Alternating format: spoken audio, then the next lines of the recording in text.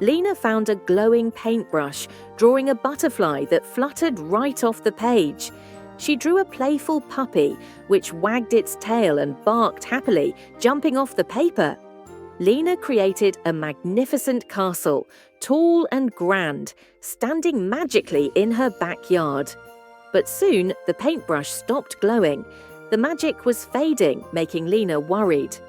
Her brother, Leo, saw her sadness and asked if she wanted to draw together.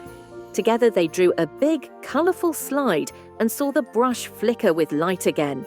They added swings, a seesaw, and bouncy tyres, building a playground for everyone. The magic brush glowed brightly. The playground came alive, ready for the village children. Lena learned that sharing her magic made it grow, making everyone's day brighter.